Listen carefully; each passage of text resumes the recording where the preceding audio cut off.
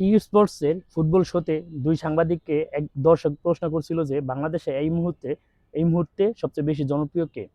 তারা তুচ্ছ তাচ্ছিল্যের সুরে বলছিল যে 2 বছরের বাচ্চাও নাকি বলে দিবে হামজা চৌধুরী। কিন্তু বিগত কয়েকদিনে তারা তাদের সেই উত্তরটা পেয়ে গেছে। তাদের সহকর্মী থেকে শুরু করে আমজনতা সবাই বুঝিয়ে দিয়েছে যে বাংলাদেশে জনপ্রিয়তা কার বেশি।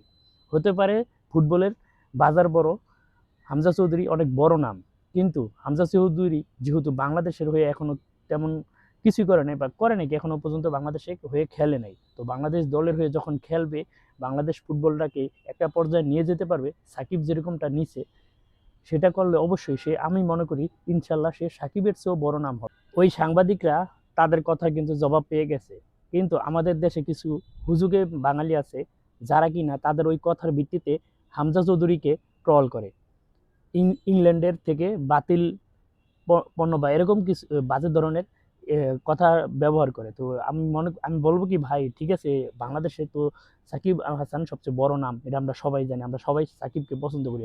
হামজাও বাংলাদেশের একটা বড় একটা অংশ, বড় একটা নাম, বাংলাদেশ ফুটবলের জন্য একটা প্লাস পয়েন্ট। তো হামজাকে যদি এভাবে ট্রল করা হয় তাহলে তো এটা মানে আসলে কতটা যুক্তিকতা আসে এখানে। তো হামজা সাকিবকে ছোট করে নাই, ছোট করছে ওই সাংবাদিক।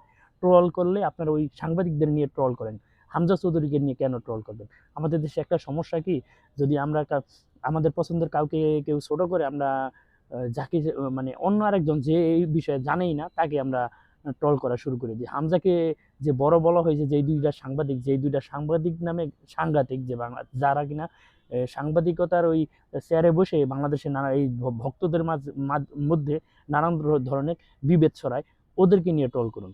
তো ওরা হচ্ছে বাংলাদেশের ক্রীড়া জগতে সবচেয়ে, মানে ক্রীড়া জগতের সবচেয়ে বড় ক্যান্সার হলো এই বাংলাদেশের এই কিছু এই সাংবাদিক নামে এই সাংঘাতিকগুলা, এদের নিয়ে ট্রল করুন দয়া করে। হামজা চৌধুরীকে নিয়ে কোনো ট্রল করবেন না।